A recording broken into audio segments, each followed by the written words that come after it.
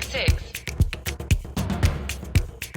My one big thing, also in the sports vein, couple eye rolls probably already, but we do have an update on the LIV PGA merger, a check into the world of golf. And again, why we talk about this, you and I have talked about this, Richard, but this is really important to Americans. We have a huge audience in America. And I think a lot of Saudis roll their eyes at this and say, what's happening here, what we're building in Saudi, what we're doing with Vision 2030 is so much bigger than what we're doing with golf. But golf and Saudi Arabia's investments into golf, the PIF's investment into golf, is where the rubber meets the road a lot of times for Saudi Arabia's image in the Western mind, because that's really all they hear about. And I bet if we did an informal poll or a formal poll of all Americans, many would not be able to tell you where the 2030 World Fair is going to be, or the 2034 World Cup. I think a lot of people are still sort of like, it's a huge deal in Saudi, not a huge deal in the US, but golf touches pretty much everybody in the US.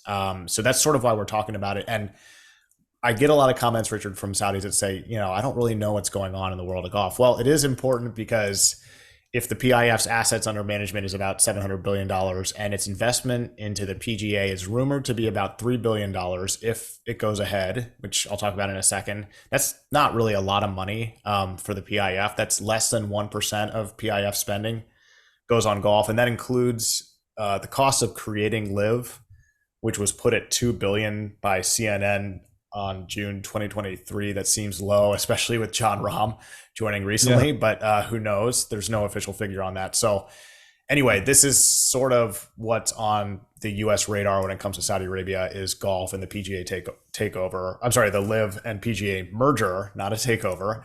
So New Year's Eve, December 31st was a critical deadline to produce a definitive agreement between the two. There was supposed to be a hard stop on the negotiations, and it looked like they weren't going to make the deadline, and they did indeed reach an agreement.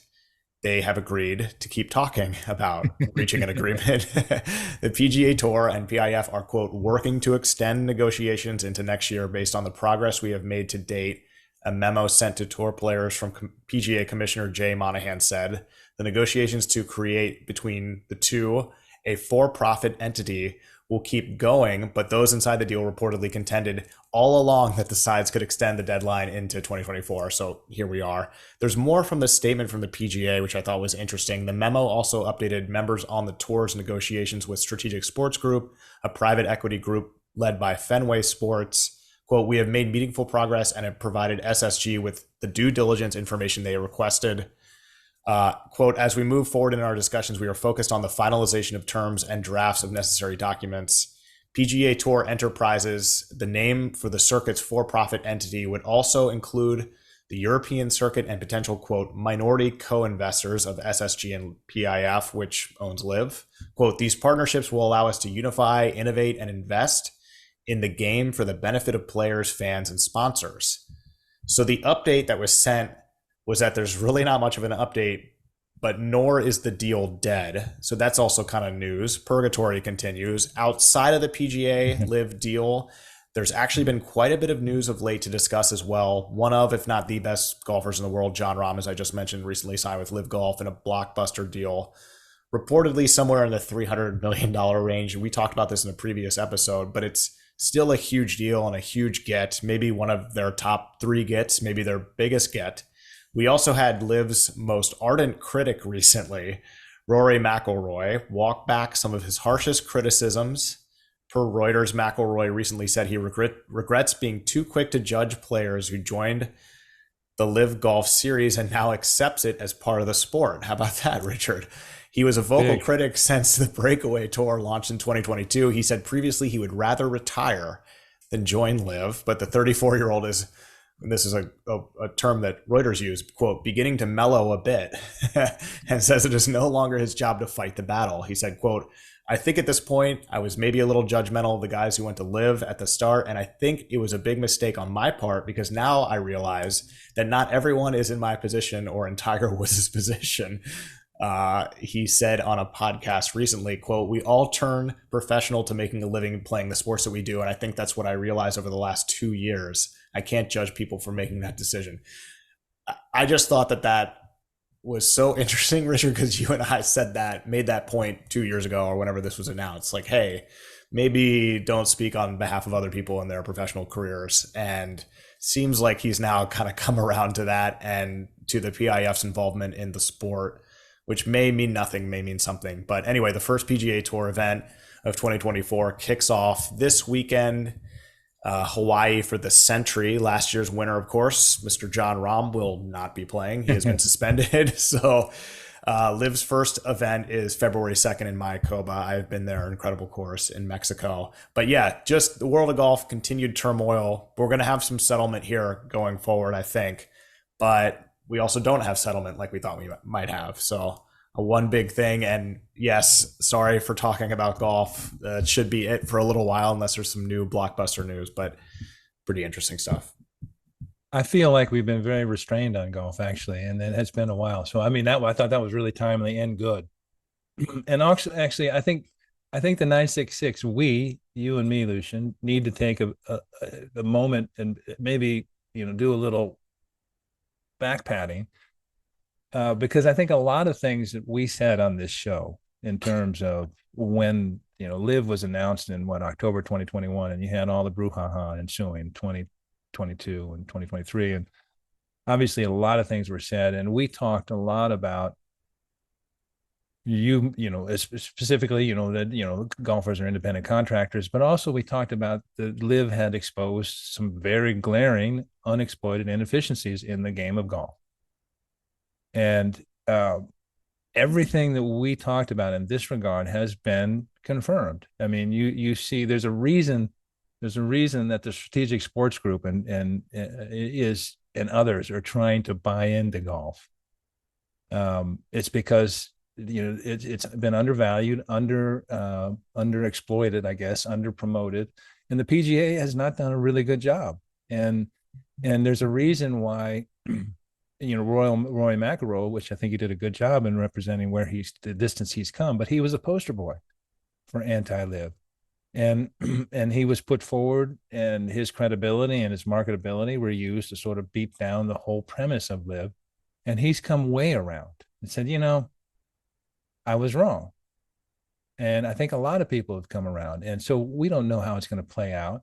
But the other thing that we said very early on is, you remember when there was discussion of a Live and a PGA tie-up, and every bit of commentary was Saudi's taking over golf, and it's let's get this to the Department of Justice and get it before Congress, blah blah blah. That was never the case, and we said that was never the case. It was as a co-investor, and so many things that John Rahm. One of the things John Rahm likes the money. The money's insane.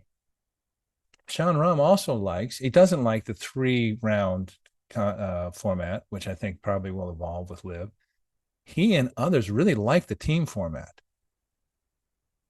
Sponsors really like that when you sponsor a Live tournament, all 48 Live players show up.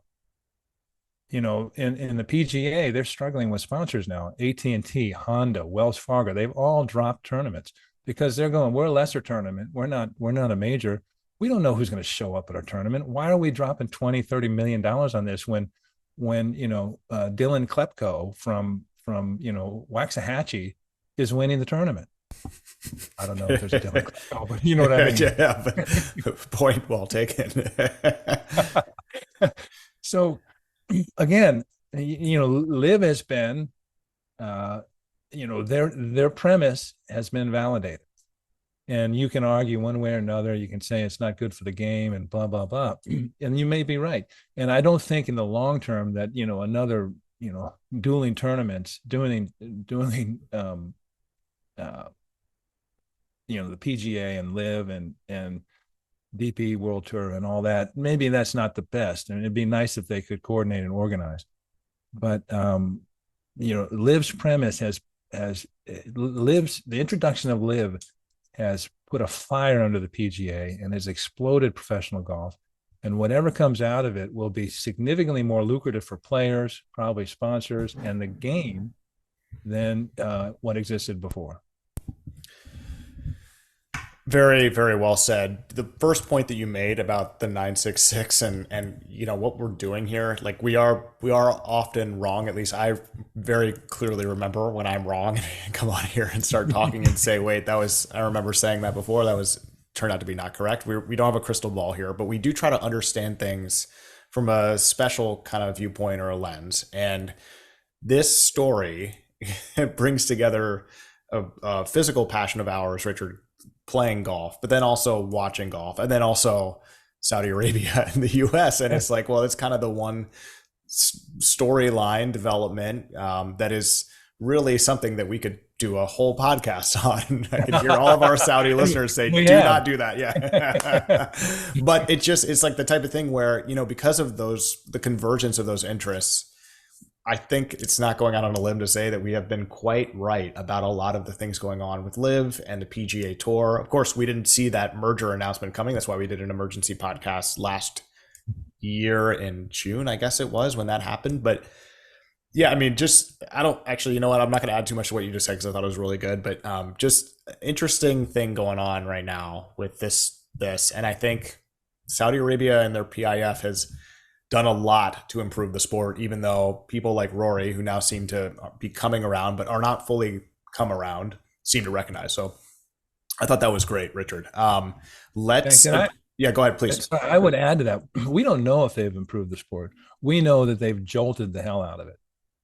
And typically, you know, especially when there's money to be made, you know, typically wherever the pieces fall, you know, it will probably end up better, but they blew up the paradigm, and so now we're going to see where it ends up and how it ends up, which makes it very interesting. But they blew up the paradigm and they had reason to do it, and everything we see, just to repeat what I said, everything we see on the PGA, it validates what LIV was seeing back in October 2021.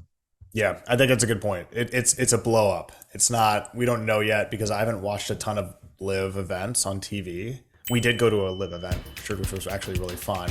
But I mean, we're watching PGA events without some of the best players, and so yeah, to say it's better, I think that's a little bit of a stretch. You're right about that, but it is a blow up, and hopefully, what settles is good. Yeah. So yeah,